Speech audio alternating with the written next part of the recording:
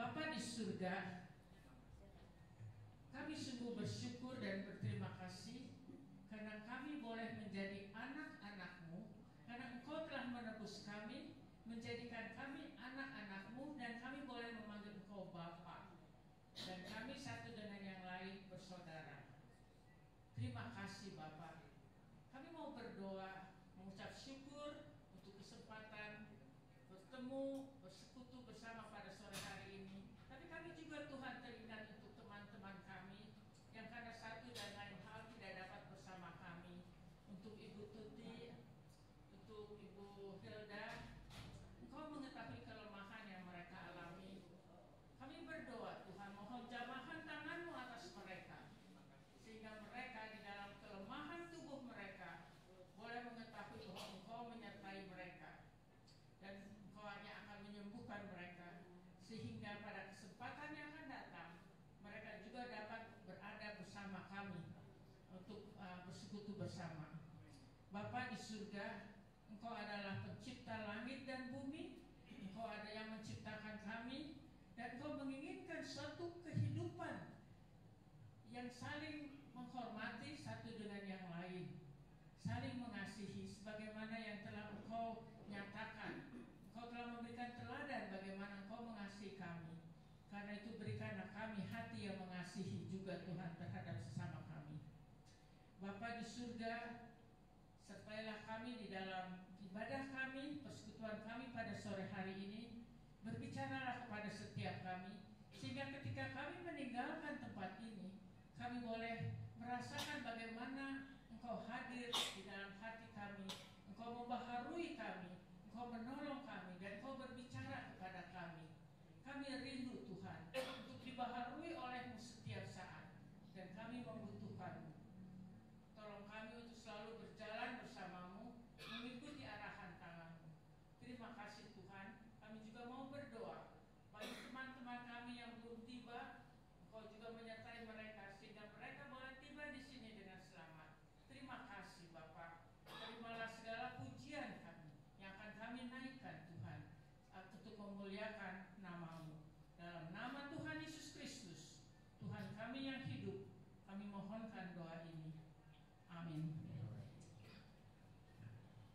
Puji Tuhan. Shalom semuanya. Sudah lama kita tidak bersua ya. Mari saya undang kita semua untuk bangkit berdiri. Mungkin ucapkan shalom kepada kiri dan kanannya. Apa kabar? Kamu sangat luar biasa hari ini. Segala puji syukur, kita menaikkan syukur kepada Tuhan, Allah yang hidup, Allah yang kekal.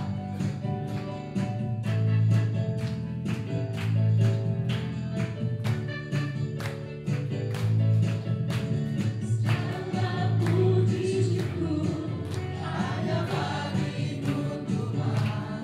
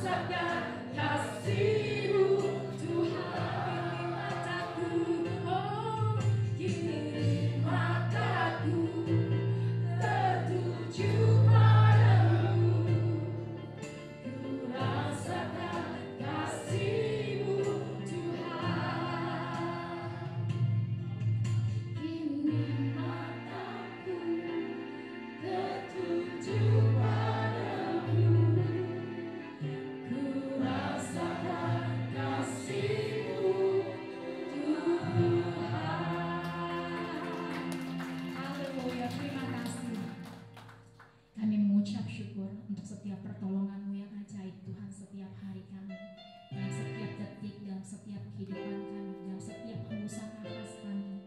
Engkau tidak pernah terlambat. Kami mengucap syukur di dalam nama Tuhan Yesus. Kami mau berdoa di dalam Engkau. Haleluya. Amin. Shalom. Ayo mari saya undang semuanya, Oma untuk bawakan lagu persembahan pujian. Ayo.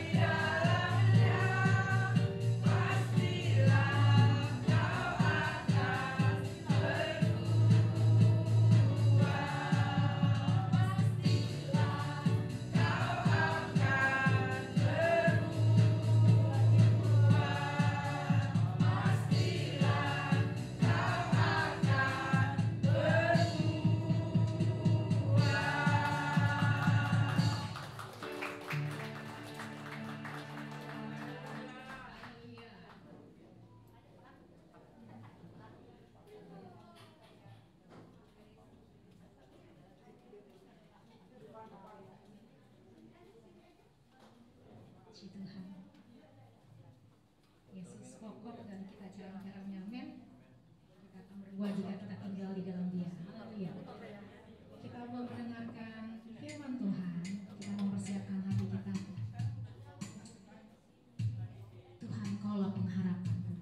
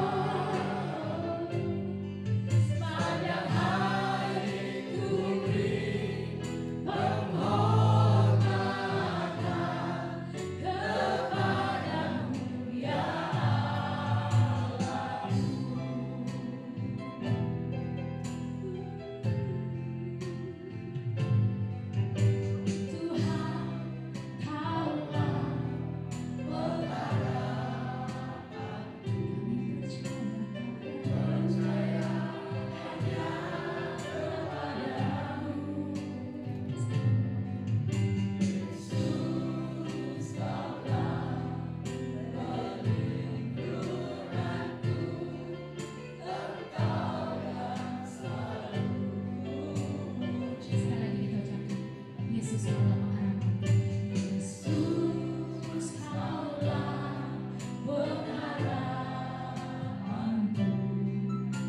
Ku percaya hanya kepadamu.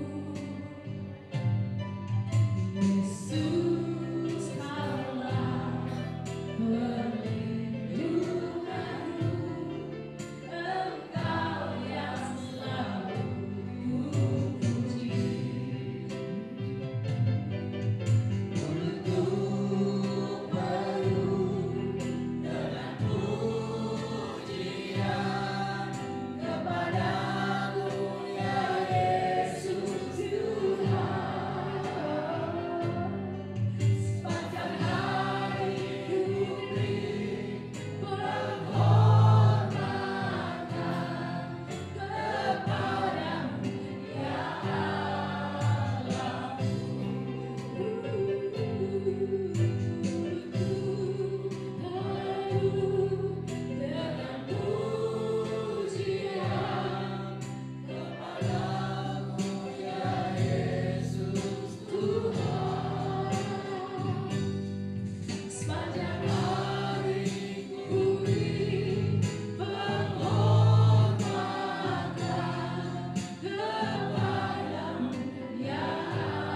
Allahku.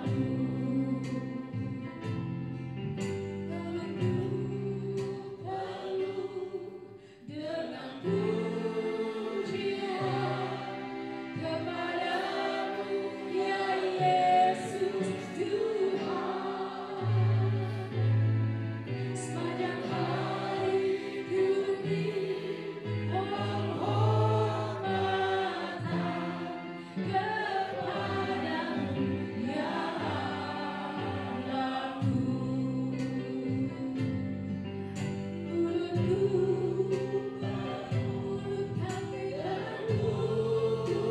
pujian kepadamu ya Yesus Tuhan. Sepanjang hari ku beri penghormatan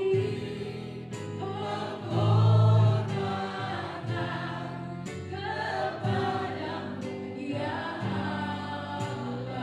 kepadamu ya Yesus Tuhan. Sepanjang hari ku beri penghormatan kepadamu ya Allahku. Sepanjang hari Tuhan, sepanjang hari ku beri penghormatan kepadamu ya Allahku. Sepanjang hari ku beri penghormatan kepadamu ya Allahku.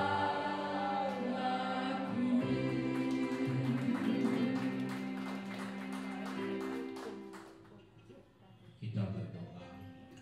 Bapa kami berterima kasih untuk sore ini Tuhan, kami boleh berkumpul di tempat ini. Tidak ada siapapun yang kami nantikan Tuhan selain kami menantikan kehadiran Tuhan memberkati kami dengan kebenaran firman-Mu. Bapa, Kau memberkati hamba-Mu yang telah Kau persiapkan. Kiranya hamba-Mu hanya menyampaikan kebenaran firman-Mu saja. Tuhan, tolong dengan kuasa Roh Kudus agar perkataan sia-sia tidak keluar dari mulut hamba-Mu. Kami telah mempersiapkan diri kami Tuhan untuk menerima dan diberkati oleh kebenaran firman-Mu.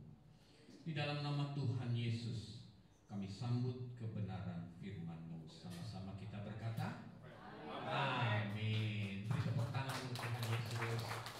Selamat sore Bapak Ibu, Om Tante. Apa kabarnya? Luar biasa. Sudah makan? Belum. Makan siang udah dong. Makan siang udah ya. Bapak Ibu Saudara, banyak realitas hidup orang Kristen tidak sesuai dengan ekspektasi ideal manusia. Jadi banyak hidup orang Kristen itu tidak sesuai dengan harapan. Om Tante yang lebih senior dari saya, mungkin waktu muda dulu harapannya hidup kekristenannya begini, tapi kejadiannya begini. Dan ada orang Kristen memutuskan untuk bunuh diri. Dan bagi yang tidak bunuh diri, mereka menghadapi kehidupan yang sungguh berbeda dengan apa yang diharapkan di saat awal. Tahun 2019, ada seorang pendeta di Amerika, jemaat puluhan ribu, masih sangat muda, 30 tahun umurnya. Tapi pada bulan September tahun 2019 dia memutuskan untuk bunuh diri karena depresi, karena kehidupan nyata tidak sesuai dengan harapan dia. Dan banyak pula pendeta yang memutuskan berpisah dengan pasangan hidupnya atau bercerai. Banyak juga anak-anak Tuhan yang juga berniat bunuh diri, cerai, kawin cerai. Dalam lingkungan kekristenan itu perceraian seperti sudah menjadi sesuatu yang biasa. Padahal mungkin zaman om tante itu sesuatu yang sangat tabu dalam kekristenan. Tapi kesini nih kayak biasa aja, orang nggak malu lagi. Kalau udah nggak ada kecocokan, kenapa harus dilanjutkan begitu? Banyak orang depresi, banyak orang susah tidur, otak tidak rileks. Saya nggak tahu om tante mengalami fase ini atau tidak. Kita tuh tidur tapi otak kita muter terus, mikir terus gitu. Banyak masalah, hidup jadi susah.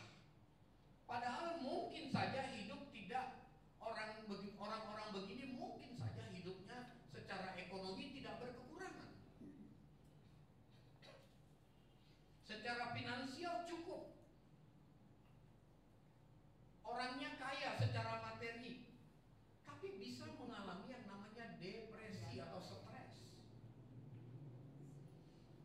Dan termasuk di dalamnya orang Kristen. Mungkin kita pernah mengalami fase-fase itu, Bapak Ibu Saudara. Kemudian kita bertanya, kenapa Tuhan? Kan orang Kristen, kan ada Roh Kudus, kan dilindungi oleh Tuhan, kan Allah menyertai. Kenapa ini terjadi?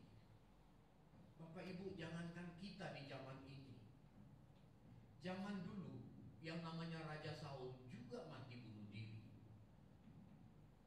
Seorang teolog hebat, doktor teologi yang bernama Yudas Iskariot juga sama bunuh diri. Why?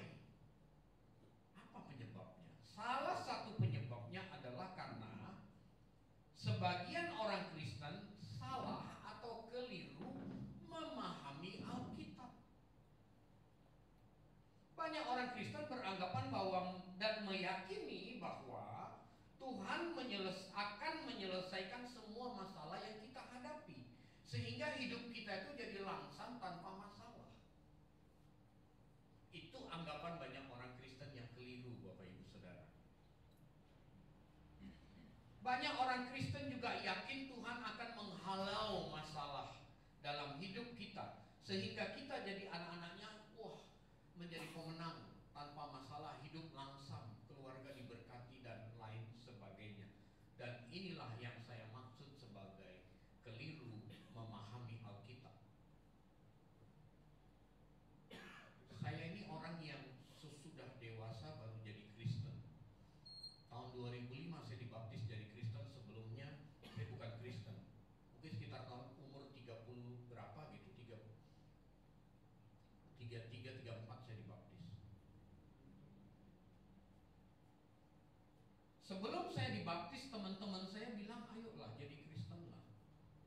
Dilindungi Tuhan, malaikat jaga, bisnis dibikin berhasil, Tuhan kirim jodoh, wah bagus semua. Begitu saya dibaptis, realitasnya beda. Malah mobil saya hilang dicuri orang. Wah, hampir saya balik lagi. Kenapa? Karena saya nggak belajar firman. Dan saya salah memahami waktu itu. Hal inilah yang bikin banyak orang Kristen atau anak-anak Tuhan frustrasi, bahkan depresi. Ketika fakta atau realitas hidup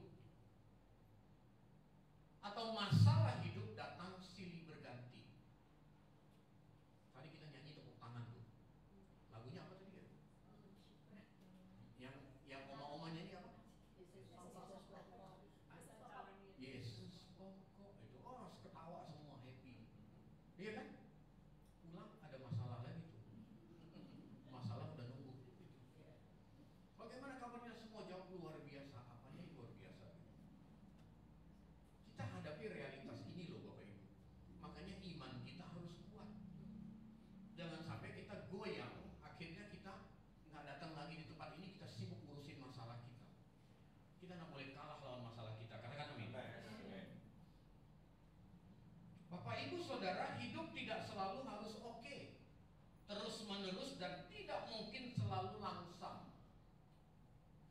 Tapi di dalam setiap masalah yang kita hadapi, pasti Tuhan menyertai kita.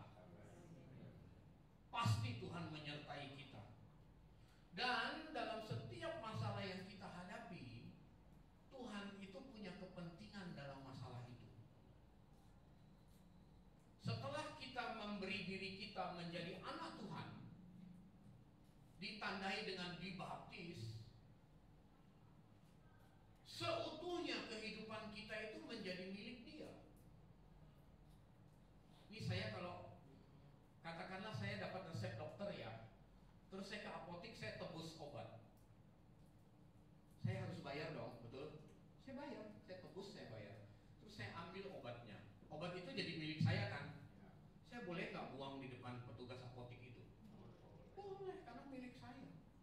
Saya simpan, saya minum, nggak saya minum, saya diemin.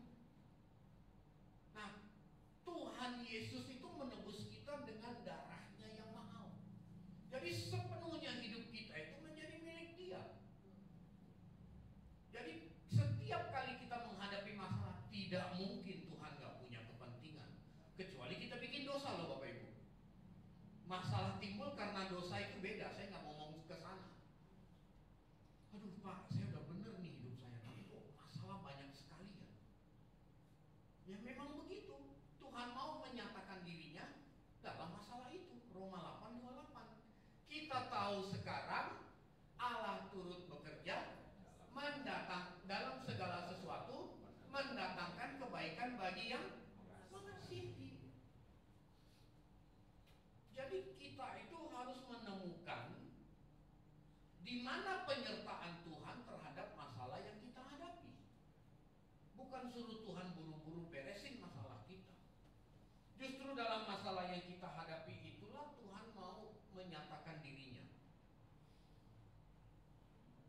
Pak, Bu, saya ngomong begini nih, malaikat dengar, Tuhan dengar, dan Tuhan pasti kasih masalah buat saya. Nggak mungkin kita hidup nggak punya masalah. Siapa yang nggak punya masalah? Kalau nggak punya masalah, minta masalah orang lain sama Tuhan. Betul. Tuhan, masalah siapa yang harus kutanggung Tuhan?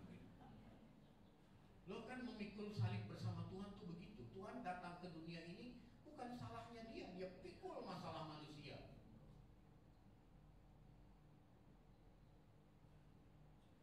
Mengapa orang bisa depresi karena masalah? Kita belajar Bapak Ibu Saudara, supaya kita nggak sampai depresi mikirin masalah kita terus. Karena masalah ini tidak akan kunjung berhenti sampai kita menutup mata. Artinya sampai kita mati. Makanya saya mau berbagi kebenaran firman supaya kita tidak sampai titik depresi menghadapi masalah. Masalah yang menumpuk di dalam diri kita, kalau tidak diselesaikan atau tidak ditangani, dia akan berubah menjadi kekecewaan. Betul. Ada punya masalah nggak diselesaikan, numpuk. Ada lagi masalah lain numpuk. Lama-lama Anda simpan, kecewa. Bisa kecewa sama Tuhan, bisa kecewa sama sesama, bisa kecewa sama pasangan hidup, sama anak, sama mantu, sama besan, dan lain sebagainya.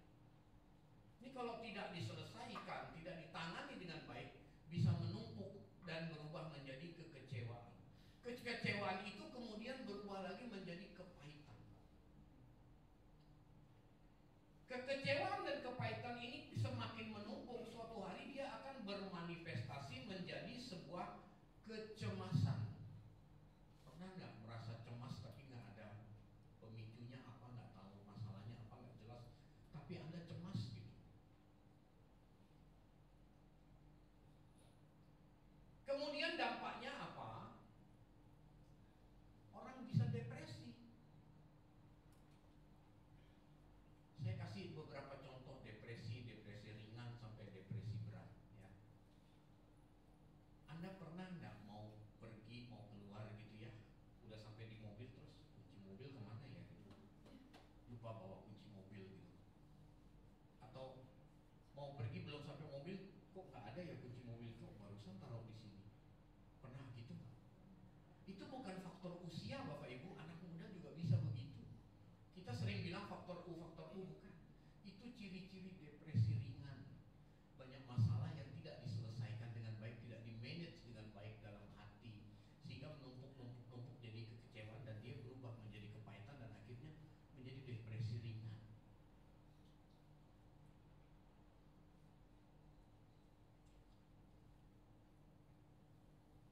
Ketika rasa kecewa itu dibiarkan numpuk,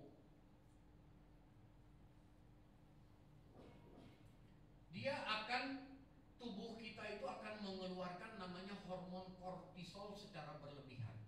Hormon apa itu? Hormon stres. Memang tubuh kita tiap hari ngeluarin hormon stres, tapi dalam proporsi yang normal. Tapi ketika kita menumpuk kekecewaan, tubuh kita tuh produksinya lebih banyak hormon stres itu. Maka dampaknya apa? Kita susah tidur, mikir terus, tidur tiba-tiba bangun, setengah jam bangun, mau tidur lagi susah, bolak-balik sana sini susah. Itu udah ciri-ciri depresi Bapak Ibu. Depresi masih tingkat ringan. Kalau Anda keluar rumah lupa pakai celana, itu depresi berat ya Bapak Ibu. Itu udah depresi berat udah.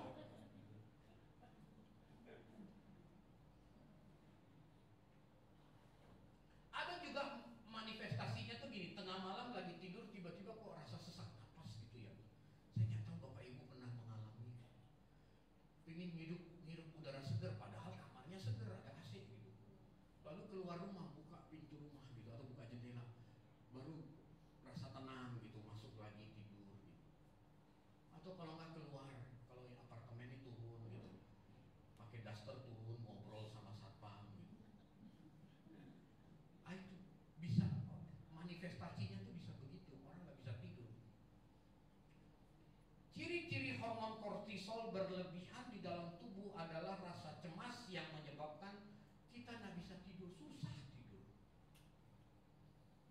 Sebentar-sebentar kaget, bentar-bentar kebangun. Kalau ini berkepanjangan, tubuh jasmani kita tidak sehat Bapak Ibu. Kurang tidur itu buat kita gampang stres, gampang marah, gampang galau, nggak sehat tubuh. Kalau tubuh kita nggak sehat, penyakit gampang masuk. Kalau penyakit gampang masuk, masalah lain timbul lagi. Ada masalah penyakit lagi.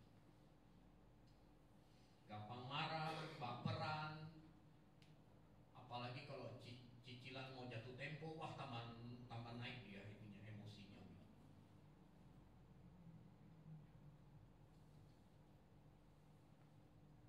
Bapak Ibu Saudara, jangan sampai kita itu dikuasai oleh masalah kita.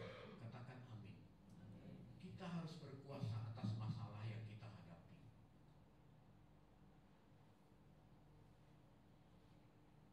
Bagaimana menangani masalah atau problem dalam hidup ini? Saya menawarkan 4 cara sore ini. 4 hal. Bapak Ibu boleh ingat-ingat, bawa pulang. Ini kan di apa? YouTube. Ada YouTube-nya, nanti setel lagi kalau lupa. Supaya kita bisa menangani ini semua. Yang pertama, cara yang pertama adalah teruslah belajar kebenaran firman Tuhan yang otentik dan orisinil. Supaya apa? Untuk membangun kepercayaan diri kita. Orang yang tidak percaya diri akan merasa selalu jelek. Oke lah, faktanya emang jelek, tapi kenapa lu harus merasa jelek gitu? Nggak perlu, karena Tuhan menciptakan manusia itu unik adanya. Jangan bandingkan dirimu dengan artis Korea, ya beda jauh lah gitu. Kita di Jakarta, dia di Korea kan jauh gitu.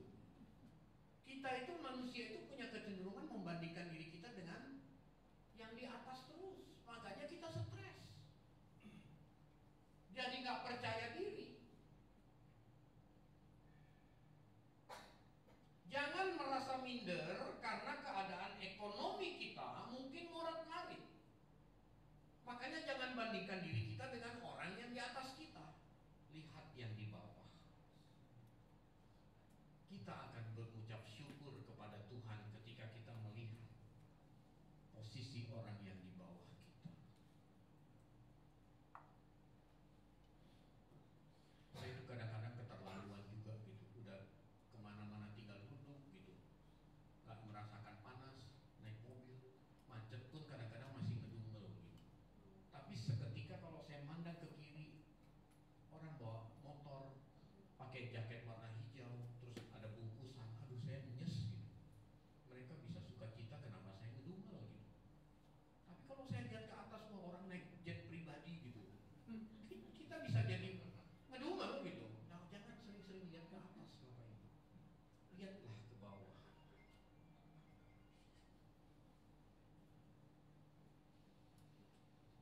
Dengan melihat kondisi orang-orang yang statusnya mungkin di bawah kita, kita akan mudah mengucap syukur kepada Tuhan. Tapi kalau kita lihat orang di atas, kita bisa marah sama Tuhan, Bapak Ibu. Orang yang tidak punya kepercayaan diri atau self-confident cenderung akan merasa tidak bisa apa-apa, serba takut untuk melakukan sesuatu, dan merasa dirinya tidak berguna. Orang yang tidak memiliki self-confident atau kepercayaan diri akan selalu membandingkan dirinya dengan orang yang berada di atas dirinya, lalu dia minder. Dan cenderung tidak mau melihat orang yang berada di bawahnya. Mengucap syukurlah dalam segala keadaan, sebab Tuhan menciptakan kita dalam kondisi kita sekarang ini pas adanya buat kita, Bapak Ibu. Saya udah bilang tadi, ketika Tuhan tebus kita dan kita meresponi keselamatan yang Tuhan Yesus kerjakan di kayu salib, seluruh hidup kita itu milik Tuhan. Dari ujung rambut sampai ujung kaki itu milik Tuhan. Dan tidak ada hal kebetulan yang terjadi dalam hidup kita, karena semua dalam kendali Tuhan yang sempurna. Semua dalam kendali Tuhan yang sempurna, Bapak Ibu Saudara.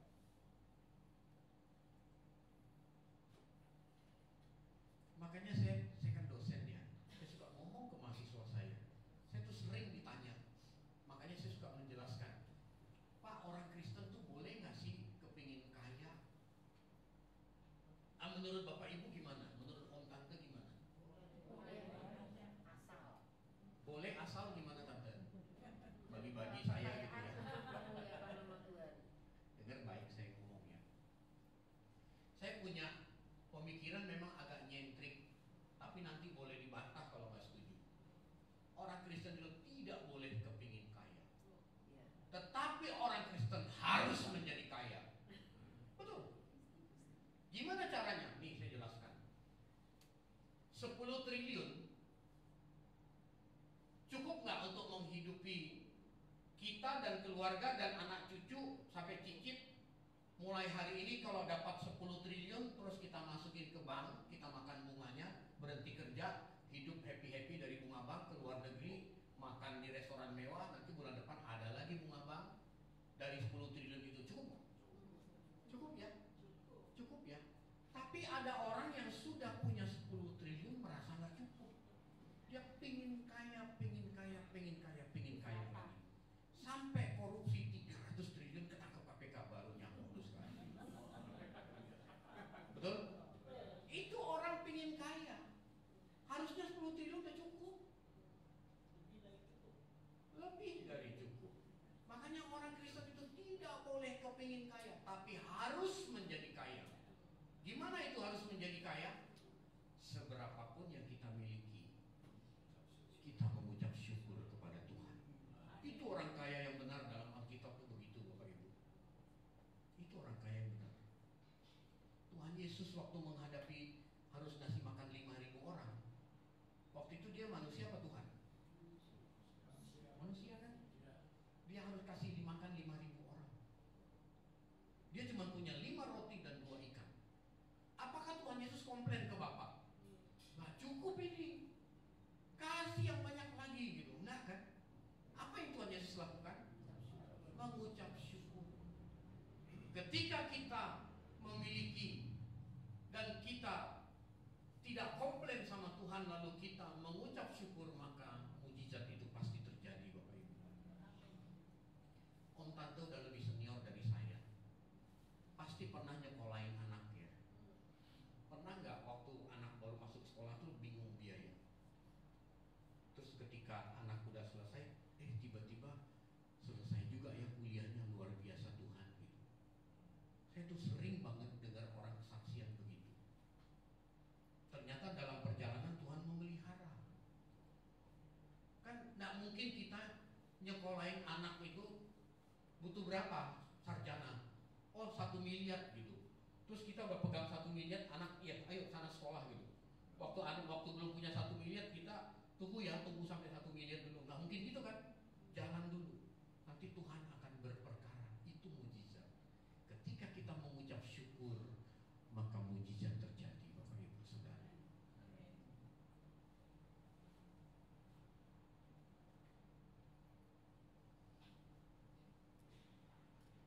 kita mau jadi kaya, itu artinya seberapapun yang kita miliki, maka kita akan mengucap syukur kepada Tuhan. Tuhan terima kasih. Doa Bapa kami kan bilang, berikanlah kami pada hari ini makanan kami yang secukupnya. Bangsa Israel itu pagi-pagi ngambil roti mana, kalau dia ngambil dia simpan buat besok, basi langsung. Besok Tuhan sediakan lagi yang lain. Firman Tuhan yang benar akan membawa setiap pribadi menjadi pribadi yang menerima keberadaan dirinya dan selalu mengucap syukur kepada Tuhan atas pemeliharaan Tuhan. Sebab setiap kita Tuhan memelihara secara unik. Tidak sama Tuhan memelihara setiap pribadi, beda-beda. Tapi Tuhan punya caranya yang unik. Tuhan paling tahu posisi kita. Firman Tuhan yang benar akan membawa setiap kita untuk tidak membanding-bandingkan diri kita dengan orang lain, sehingga tidak terjadi misperception kepada Tuhan, tidak terjadi salah menafsir Alkitab. Salah memahami Alkitab membuat orang gampang depresi. Katanya ada Tuhan, katanya Roh Kudus beserta, katanya begini, tapi kok itu salah memahami Alkitab. Itulah sebabnya teruslah belajar firman, Bapak Ibu. Katakan amin. Pak Pendeta udah tua, belajar firman itu tidak ada batas umur. Belajar di bangku sekolah memang ada batas umurnya, tapi belajar firman sampai kita menutup mata. Belajar terus, Bapak Ibu.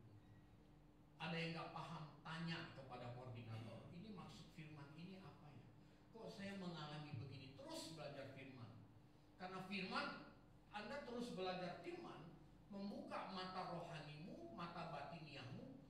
Kita jadi makin tahu, sehingga kita bisa menghargai diri kita. Sehingga setiap masalah yang ada kita selesaikan, bukan kita simpan menjadi sebuah kekecewaan. Kekecewaan itu bisa membuat kita depresi dan stres. Dan itu sangat merugikan hidup kita, Bapak Ibu Saudara. Di dalam Yohanes pasal 8 ayat 31-32, Tuhan Yesus bilang begini. Maka katanya kepada orang-orang Yahudi yang percaya kepadanya, jikalau kamu tetap dalam firman-Ku, kamu benar-benar adalah murid-Ku, dan kamu akan mengetahui kebenaran, dan kebenaran itu akan memerdekakan kamu. Dengar baik, Tuhan Yesus ngomong, jikalau kamu tetap dalam firman-Ku. Tetap dalam firman itu bagaimana sih? Tetap dalam firman itu, kata tetap dalam firman dalam bahasa asli Alkitab itu meno. Meno itu artinya continuous stay atau tinggal terus menerus. Maknanya begini, Bapak Ibu. Kita kan belajar firman nih, atau kita dengar pendeta khotbah, kita baca Alkitab, terus kita merenungkan, kita ngerti, lalu kita menghidupinya. Itu tetap dalam firman. Dengar, baca, ngerti, hidup dalam kebenaran firman, itu namanya tetap dalam firman. Itu persyaratan untuk diakui jadi murid oleh Tuhan Yesus. Banyak orang tuh cuman dengar, baca, ngerti, udah. Apalagi kalau lagi di toko atau di pasar atau di profesinya, di kerjaannya, aduh firman mah jauh lah, udah. Nanti hari Minggu baru firman lagi. Nanti di toko nipu lagi, bohong lagi, dapat duit lebih banyak daripada bisnis jujur gitu. Nanti hari Minggu baca firman lagi. Itu tidak tetap dalam firman. Jikalau kamu tetap dalam firman-Ku, kamu benar-benar adalah murid-Ku. Kalau nggak tetap tadi gimana? Bukan murid Tuhan Yesus. Ini firman yang ngomong, bukan saya.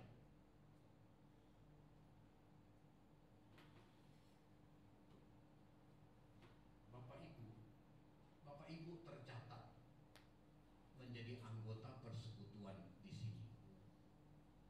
Itu baik. Tapi kita tanya diri kita masing-masing, kita tercatat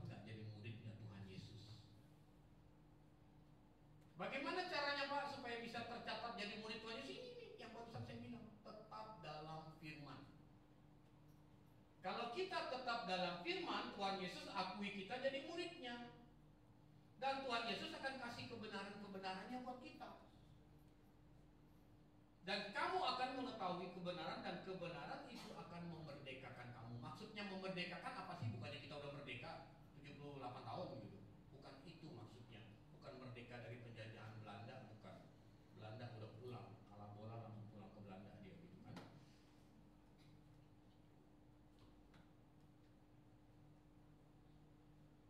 Kebenaran itu akan memerdekakan kamu dari perbudakan iblis. Kalau kita tidak merdeka dari kebenaran firman, Bapak Ibu Saudara, kita itu akan menganggap hidup kita itu penuh banyak masalah dan Tuhan gak tolong. Tapi kalau kita belajar firman, kita tahu bahwa masalah itu boleh ada dalam hidup kita, dan kita yakin Tuhan berserta kita menghadapi masalah, supaya kita keluar dari masalah itu dan kita menemukan kehendak Tuhan dalam masalah yang kita hadapi. Kalau kita belajar firman, maka kita kebenaran itu akan memerdekakan kita. Itu hal yang pertama. Hal yang kedua adalah keluarga. Jadikanlah keluarga kita menjadi tempat yang paling nyaman dan paling aman ketika kita punya banyak masalah. Bapak Ibu kan udah senior, pasti udah punya anak dan punya mantu, bahkan punya cucu. Bapak Ibu harus bisa menjadi tempat yang paling nyaman bagi anak mantu Bapak Ibu ketika mereka menghadapi masalah, supaya mereka nggak nyari-nyari di tempat lain. Mereka tahu mereka kembali ke keluarga. Mamiku tuh kalau aku punya masalah bijak, baik, nasihati dengan benar. Papiku tuh kalau aku punya masalah, dia selalu memberi saran-saran yang baik. Jadi anak-anak Bapak Ibu kalau punya masalah tuh dia datangnya ke orang tua, balik ke keluarga, bukan cari pihak ketiga yang belum tentu benar. Buatlah suasana keluarga kita menjadi tempat yang paling nyaman untuk anggota keluarga yang punya masalah curhat dengan aman, Bapak Ibu.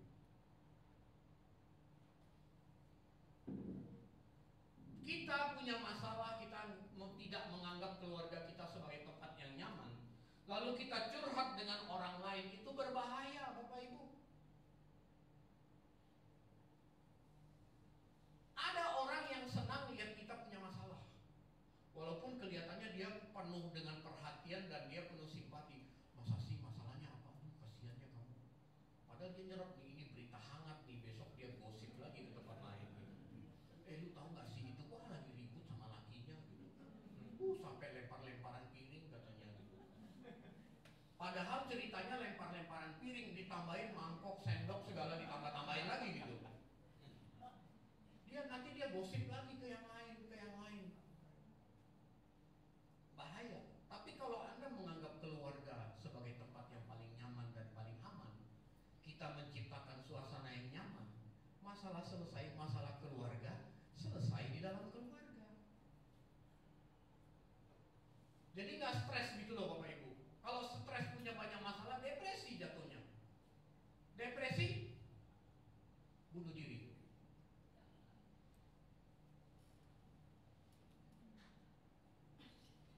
Makanya rumah atau keluarga, di dalam keluarga kita tuh harus punya waktu bersama, cerita setiap hari. Saya sama istri saya tuh setiap makan pagi pasti harus ada di meja makan bersama. Itu sudah menjadi sebuah tradisi yang sakral buat kami. Karena saya sibuk, dia sibuk. Anak-anak pagi-pagi udah pergi sekolah, sebelum jam 7 udah pergi sekolah. Saya sama istri saya pasti di meja makan sarapan bersama. Kita ngobrol, deep talk namanya. Apa rencana hari ini mau ngapain? Makan siang pasti ketemu, pasti makan siang bersama. Itu quality time. Makan malam apalagi udah pasti di rumah. Kecuali saya keluar kecuali saya meeting sama orang di tempat lain. Itu pun masih bisa kejadian begini, saya lagi meeting sama orang terus makan siang, istri saya tuh saya minta datang nyusul makan siang bersama. Itu beberapa kali kejadian. Menciptakan suasana nyaman, jadi pendengar yang baik, bukan jadi hakim dalam keluarga. Kita itu harus menciptakan suasana nyaman supaya anggota keluarga kalau punya masalah dia nyaman cerita sama kita.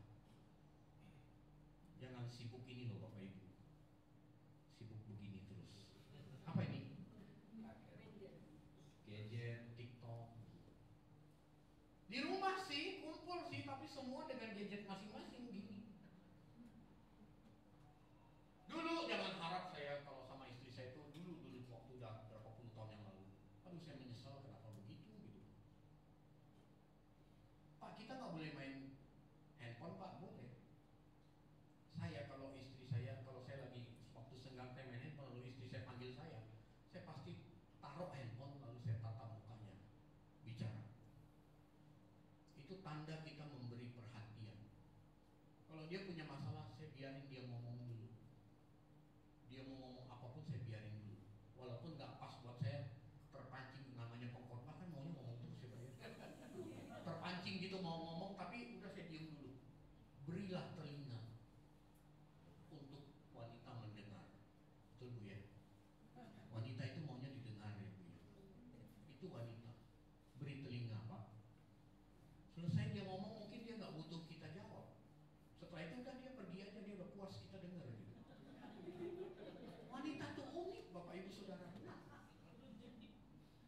Puluhan tahun saya menikah dengan istri saya, baru-baru ini saya baru tahu ternyata istriku perempuan gitu. Loh, dulu saya nggak ngerti.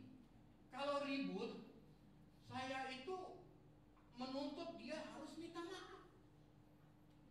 Apalagi kalau yang salah bukan saya, ini kamu harus minta maaf duluan gitu, supaya balance gitu.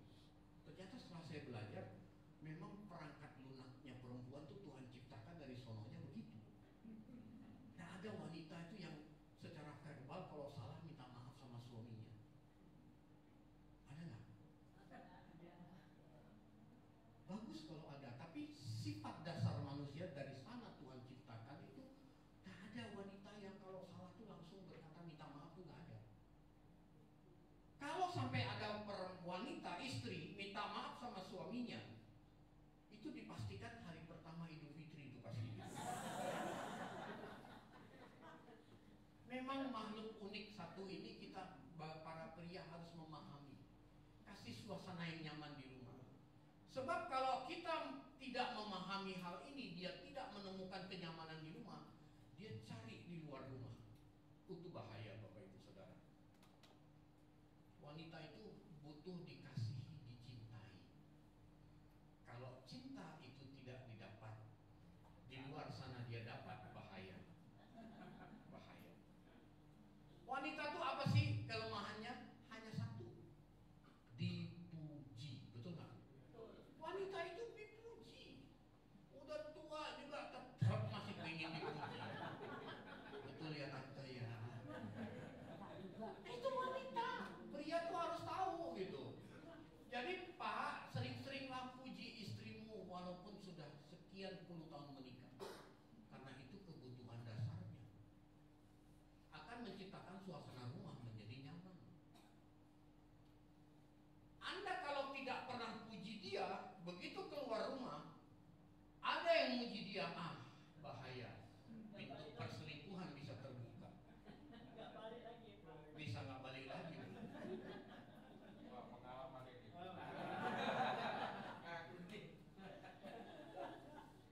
Jangan merasa udah puluhan tahun menikah masa sih harus dipuji-puji. Oh wanita butuh, itu kebutuhan dasar. Betul. Nah pria kebutuhan dasarnya itu di-respect, dihormati. Betul Pak? Bapak? Hanya saya Pak.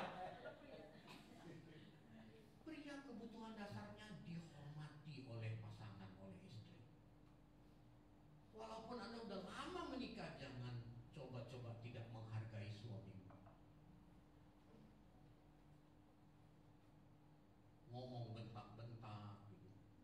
Begitu udah bentak keluarin perkataan yang nyakitin hati gitu. Aduh, kasihan suami. Dia udah cari duit setengah mati. Panas dia terjang, hujan dia hadapi, pulang ke rumah dijutekin sama istri. Luka hatinya dia nggak ngomong, dia diem, dia simpen. Di luar rumah ada yang menghormati dia. Masuk itu barang Pak, masuk itu barang Bu gitu. Iya. Hormati suamimu.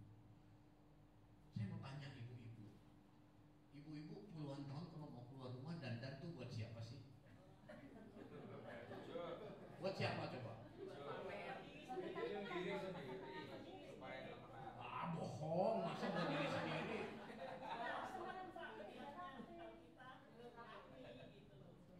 Tapi kan supaya dilihat orang bagus dong, gitu ya kan? Nah, nggak malu-maluin. Di rumah kok nggak dandan? Kan ada pasangan hidup, ada kekasih hati di rumah. Yang masih ada nih, kenapa di rumah nggak dandan? Bu, biasakan di rumah dandan Bu, menghargai suami.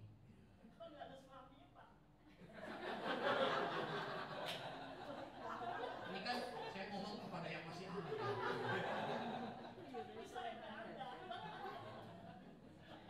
Suami itu dalam hati diam-diam bisa keki loh. Lu keluar rumah dandan 1 jam, gua nungguin lama bener gitu untuk dinikmati orang lain. Di rumah nggak kemana-mana, pakai daster, rambut diikat naik ke atas, digulung, bajunya you can see, bau ketek lagi gitu. Tidak menghargai suami, nggak menciptakan suasana rumah yang nyaman. Jadikan keluarga kita itu tempat yang nyaman. Anggota keluarga tuh punya masalah, dia plong cerita, sehingga masalah bisa dikelola dengan baik, orang tidak depresi.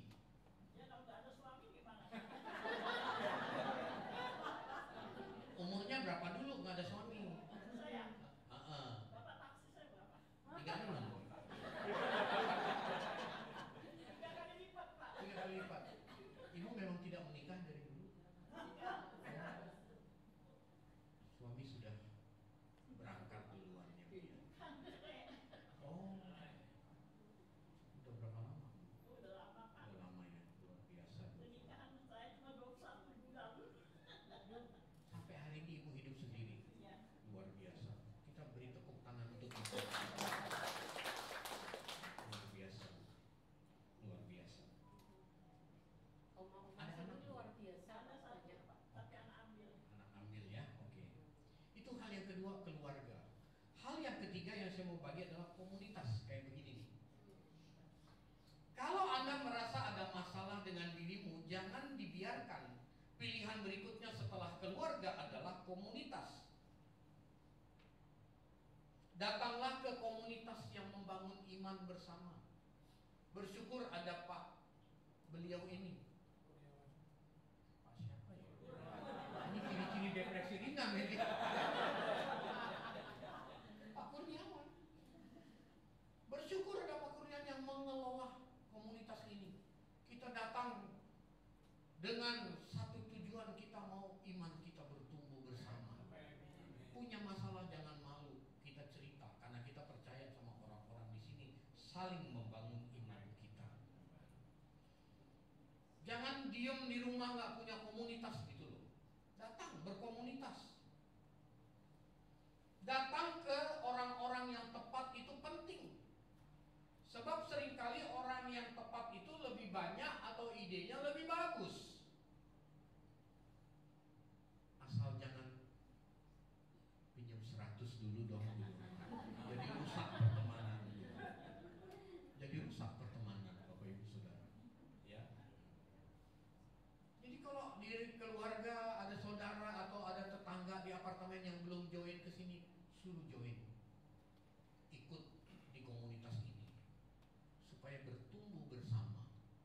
Pak, apa yang mau tumbuh Pak? Udah tua rohaninya.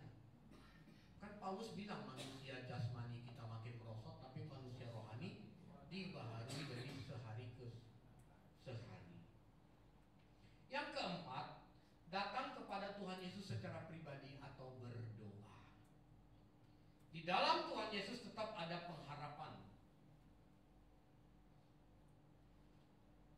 Di dalam Alkitab Tuhan jarang bahkan tidak pernah menawarkan solusi atas masalah kita. Coba periksa Alkitab.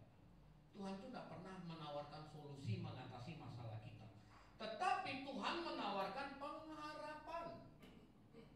Itu artinya apa? Tuhan izinkan kita punya masalah.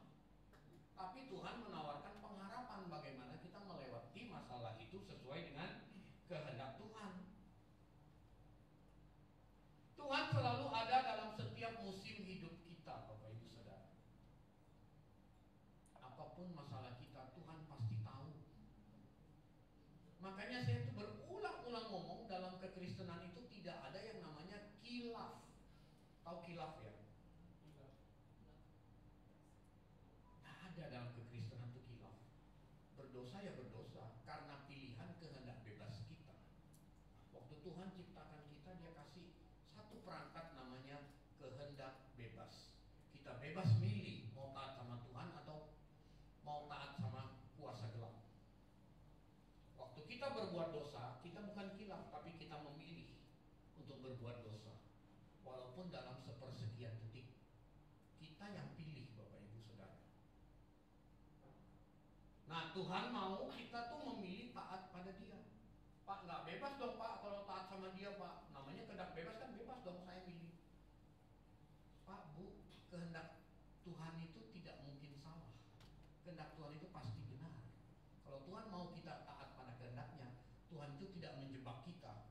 Taat ya sama saya, terus nanti kita dijebak gitu. Enggak, pasti benar kehendak Tuhan. Katakan amin. Nggak mungkin salah. Biasakan punya jam-jam waktu doa pribadi. Saat teduh pribadi, bisa pagi, bisa malam, bisa pagi dan malam. Biasakan punya waktu itu. Pada saat kita punya masalah, kita datang kepada Tuhan, kita doa pribadi, kita minta ampun kepada Tuhan. Kalau orang kan kesalahan fatal, banyak orang tuh berdoa tuh sama dengan meminta gitu kan. Pokoknya kalau butuh apa-apa doa minta gitu. Doa itu berdialog dengan Tuhan. Bukan meminta saja, tapi berdialog dengan Tuhan. Ngomong sama Tuhan. Urut-urutannya bagaimana sih? Ini saya kasih tips. Tapi tidak mesti harus ikut ini. Kalau Anda bingung, pertama, Anda berdoa, mengucap syukur kepada Tuhan. Atau Anda datang kepada Tuhan tuh yang pertama yang dilakukan apa? Mohon ampun atas keberadaan kita yang belum sesuai dengan kehendaknya. Satu, mohon ampun. Setelah itu mengucap syukur terhadap keberadaan diri kita. Baru setelah itu Anda curhat sama Tuhan masalahmu apa. Baru setelah itu jangan langsung amin. Tunggu Tuhan ngomong. Tenang, tunggu Tuhan ngomong. Masa sih Pak Tuhan ngomong? Tenanglah. Kan kita kan doa, Tuhan belum punya beras Tuhan, belum punya lauk, ini tolong Tuhan dalam nama Yesus, amin. Udah kita pergi aja. Sekarang kita rubah. Mohon ampun atas keberadaan kita yang belum sesuai dengan kehendak Tuhan. Yang kedua, mengucap syukur atas keberadaan yang Tuhan berikan pada diri kita, keberadaan diri kita, kesehatan dan sebagainya, kita mengucap syukur. Yang ketiga, bicarakan masalahmu, curhat sama Dia. Yang keempat, tenang, diam, dengar Tuhan ngomong. Tak mungkin Tuhan tak ngomong, Bapak Ibu. Tak mungkin. Dengar. Kasih waktu 3 menit, 5 menit. Kalau Anda udah, istilah saya tuh berselancar dengan Tuhan, Anda bisa lupa waktu. Kalau udah masuk dalam hadirat Tuhan tuh bisa lupa waktu. Setelah doa, Anda pasti dapat pesan Tuhan apa buat hidup hari ini, buat minggu ini, buat masalah yang kamu hadapi. Bagaimana cara menyelesaikan? Pasti Tuhan kasih jalan. Nah, mungkin enggak. Bapak Ibu Saudara, 4 hal ini bisa kita pakai untuk mengatasi diri kita, mengatasi kehidupan di sekitar kita yang punya banyak masalah berat yang akhirnya nggak kita selesaikan, numpuk bikin kita kecewa.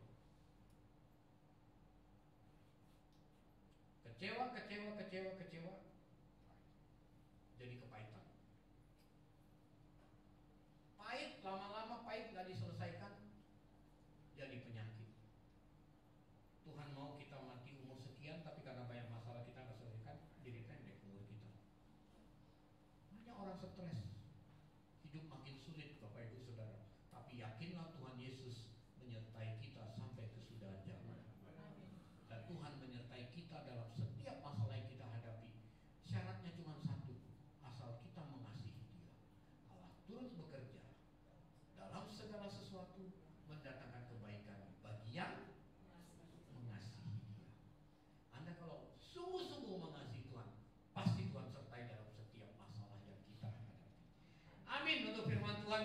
ini mari kita tundukkan kepala, mari kita berdoa. Tuhan, terima kasih untuk firman yang sudah kami dengar Tuhan. Kiranya firman ini sungguh-sungguh dapat menjadi milik kami. Roh Kudus, tolong kami, berikan penjelasan lebih lanjut kepada setiap kami, agar malam ini ketika kami mau tidur, kami bersaat teduh, Tuhan ingatkan kembali firman ini, sehingga esok pagi ketika kami bangun tidur, kami dibaharui manusia batiniah kami. Kami menjadi pribadi-pribadi yang menang terhadap masalah kami, karena kami tahu Tuhan menjadikan kami lebih dari pemenang. Terima kasih Bapa, dalam nama Tuhan Yesus kami berdoa dan mengucap syukur. Sama-sama kita katakan amin.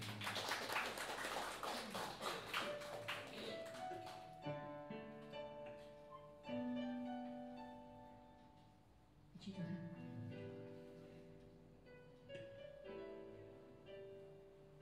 Kita mau sambut firman Tuhan, merenungkannya dengan satu pujian.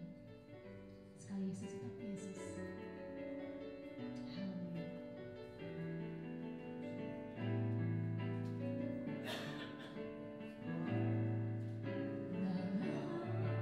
Segala keadaan, waktu berlimpah maupun kurang, tetap Yesus yang mempesona hatiku, yang beri damai dan kesempatan baru.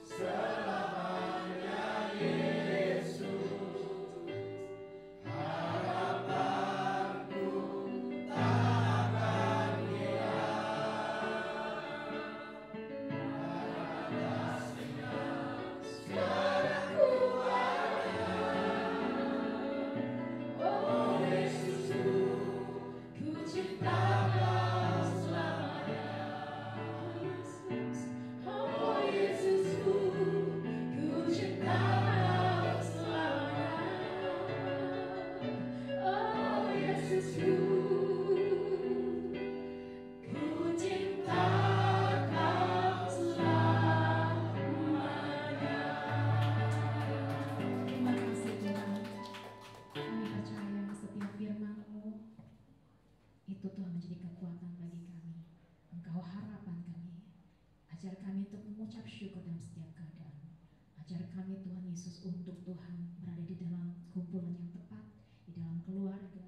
Ajar kami Tuhan datang kepadamu dalam setiap permasalahan kami. Di dalam nama Tuhan Yesus Kristus, dimateraikan firman-Mu. Amin. Baik, silakan. Ya, sekali lagi kita beri aplaus, tepuk tangan untuk hambanya yang sudah menyediakan waktu di tempat ini. Ya, yang saya tahu Pak Dr. Beni seorang yang humble, seorang yang rendah hati. Ya, dia seorang pengajar dan sudah doktor teologi, tapi nggak pernah seakan-akan seperti yang baru STH sudah apa itu kesombongan, ya. Jadi beliau sukses di keluarganya, sukses di usahanya sebagai importir essence biskuit ya seluruh Indonesia, dan sukses di pelayanannya. Kita akan doakan Tuhan memberkati terus keluarganya, istri, anak-anaknya. Tuhan memberkati terus pelayanannya, Tuhan memberkati terus usahanya, terus ditambahkan supaya sisa waktu yang dimiliki benar-benar digunakan untuk memuliakan nama Tuhan dan dapat menyelesaikan pertandingan iman mencapai garis akhir. Baik, kami ucapkan terima kasih, dan juga semua yang sudah hadir pada sore hari ini. Ada Pak Paulus, Bu Vita, Erwin, ya. Semoga bisa setiap hari Kamis bisa beribadah bersama. Juga ada maminya Dodi ya dari Surabaya, Tante Chandra. Nah, ini juga pola sehat ya. Kalau pernah saya undang Dokter Piklin di sini, bagaimana dia kanker survivor. Ini maminya ini juga punya talenta ataupun mengkonsumsi suatu produk-produk dari Jepang, dan juga ada cancer atau sakit penyakit. Nanti kapan mungkin bisa sharing ya untuk oma-oma, ada saudara dan lain sebagainya. Ya, yang mungkin harus menjalani operasi dengan doa dan usaha, tidak ada yang mustahil. Orang yang labora bukan doa terus tiba-tiba jeblok datang, nggak ada. Ya, jadi sekali lagi terima kasih pelayanannya dan Bapak Ibu Saudara yang sudah hadir pada sore hari ini. Apa yang sudah dipaparkan tadi, pesan Tuhan yang perlu kita tangkap. Mungkin sedikit saya tambahkan. Tunggu sampai kapan Pak? Saya nggak dengar suara tuh. Itu yang sering. Saya selalu ngomong, tunggunya di mana?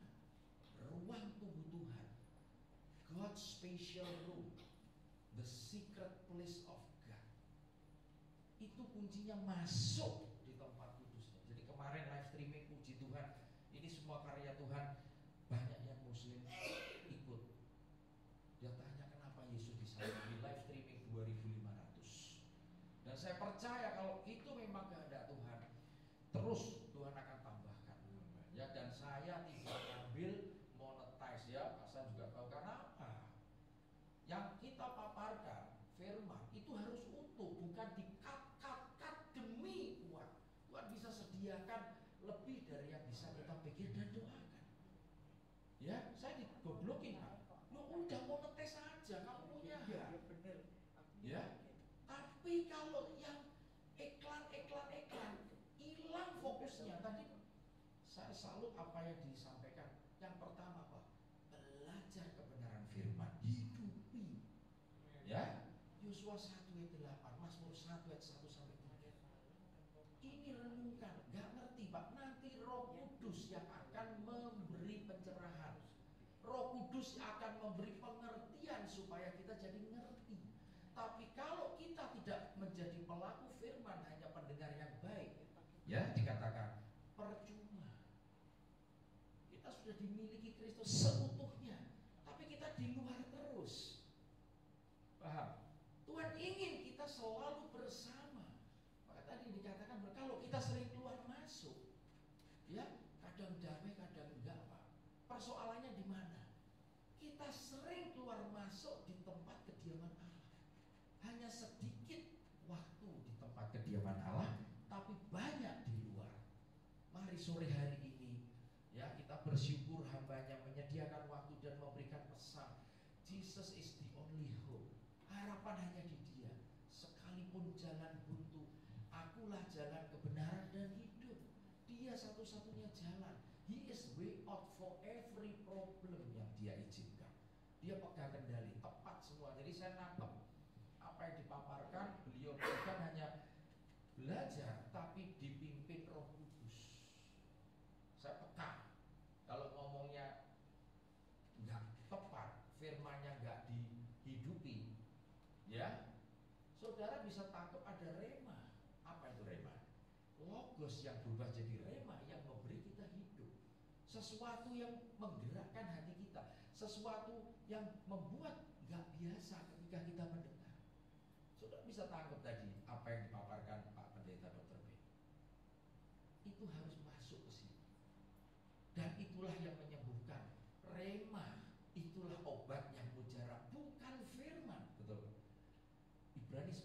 Iman timbul dari pendengaran akan firman yang berubah jadi rema. Baru kesembuhan terjadi, baru pemulihan terjadi, baru terobosan terjadi. Kenapa nggak terjadi apa-apa? Karena ya logos adalah logos, firman tetap firman, nggak dihidupi. Betul. Ya, nanti ada Bible study sosial. Pak Pendeta Dr. Benny boleh nimbrung banyak pertanyaan hamba Tuhan, tapi saya nggak mau diadu domba. Beri pengertian yang benar, dasar Alkitabiah. Intisarinya di situ. Dan teman-teman yang non Kristen pun diberkati dari live streaming itu. Saya percaya, ya ini sudah waktunya Tuhan kita bergerak. Kita nggak bisa diem aja. Roh Kudus itu dinamis dan dinamis. Dia selalu menyertai, tadi poin yang saya dapatkan. Apapun keadaan kita, ya kalau kita tetap percaya, tetap tinggal di tempat kediamannya, di tubuh kita adalah bait Allah yang harus kita rawat, yang harus kita bina relasi yang lebih dalam lagi, masuk ke tempat lebih dalam. Maka tema-tema yang saya sampaikan itu adalah tema yang dapat dari Tuhan untuk berguna. Ya kan, Alkitab adalah segala tulisan yang diilhami oleh Allah, yang berguna untuk mengajar, berguna untuk menyatakan kesalahan, berguna untuk memperbaiki perilaku kita, dan yang terakhir mendidik orang di dalam kebenaran. Bapak Ibu, itu murid tadi. Ya, kalau kita nggak jadi murid, nggak masuk. Perintah amanat aku, jadikan semua bangsa muridku, baptislah di dalam nama Bapa, Putra dan Roh Kudus, dan ajarlah apa yang telah kuperintahkan kepadamu. Senantiasa aku akan menyertai kamu sampai akhir zaman.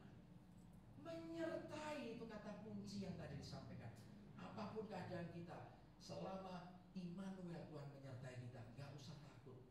Ya, saya tahu banyak masalah di sini, dan saya selalu ingatkan Bu Francisca, Tuhan akan pakai Bernard.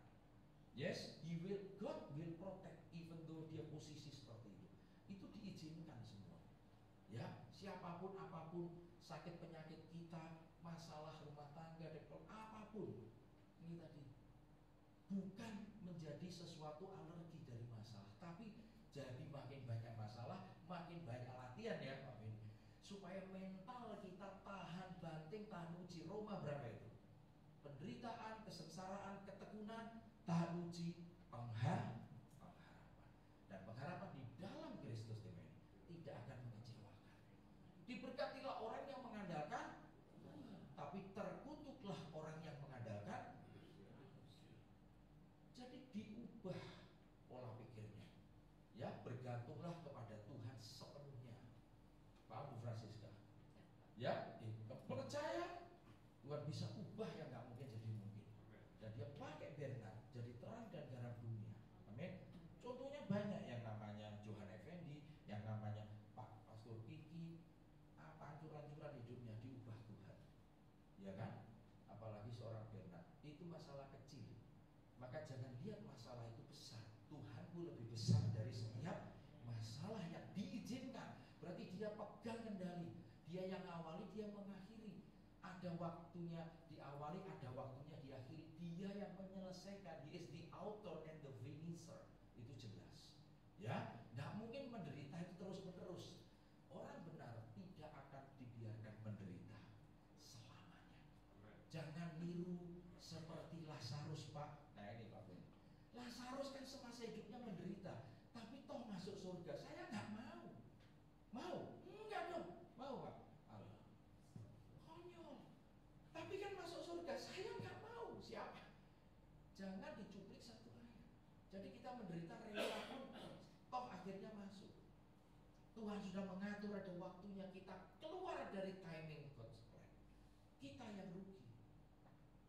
Ya, jadi penderitaan itu bukan sesuatu yang memberatkan.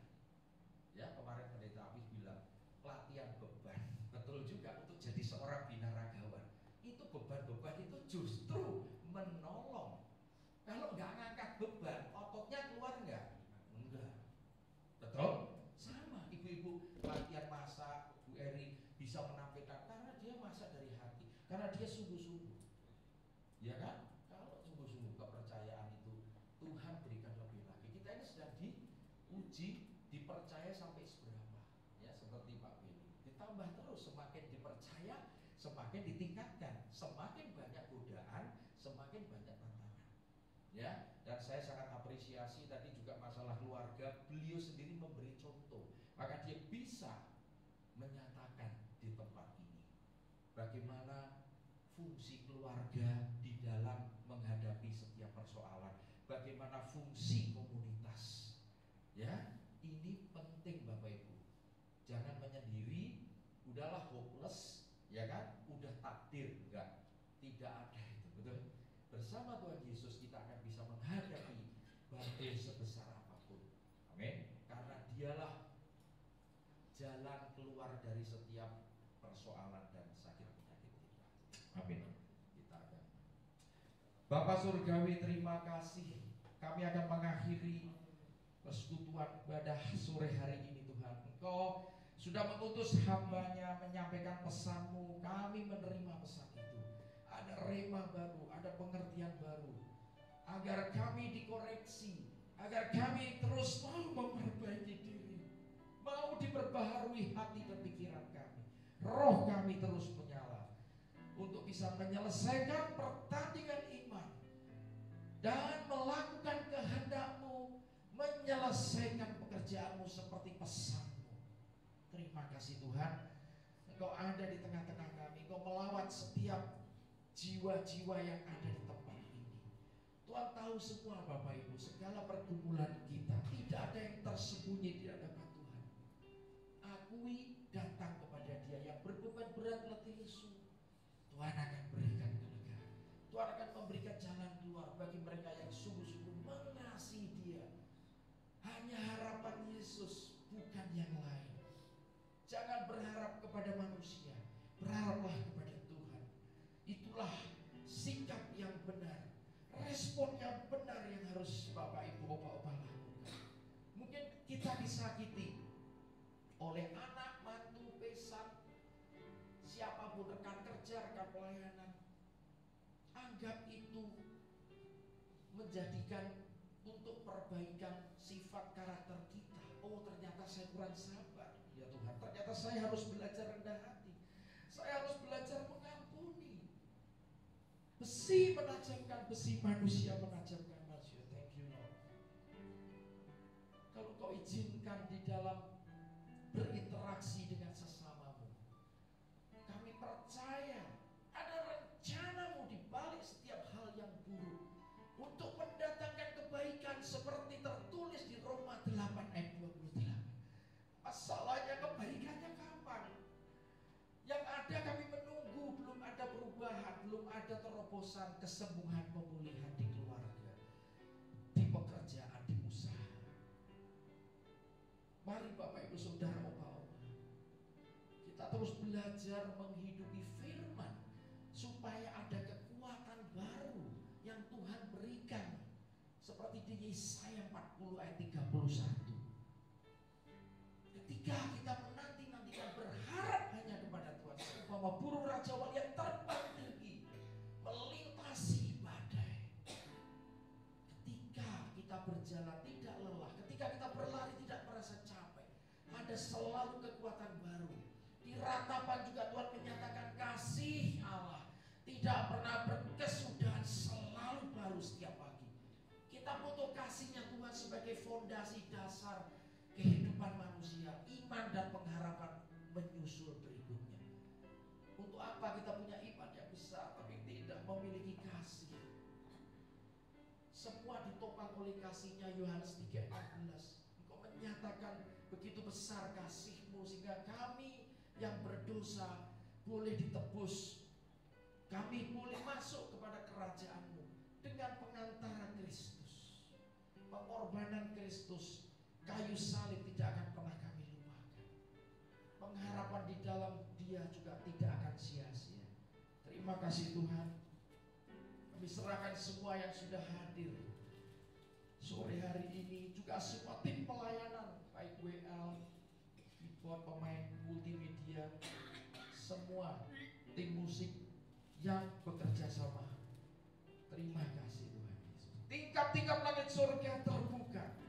Diberkatilah kesehatanmu, diberkatilah keluargamu, diberkatilah rumah tanggamu, diberkatilah pekerjaanmu, diberkatilah pelayananmu, diberkatilah usahamu, diberkatilah seluruh aspek kehidupanmu, dan biarlah sinar terang kemuliaan Allah Bapa dan cahaya wajah Yesus Kristus selalu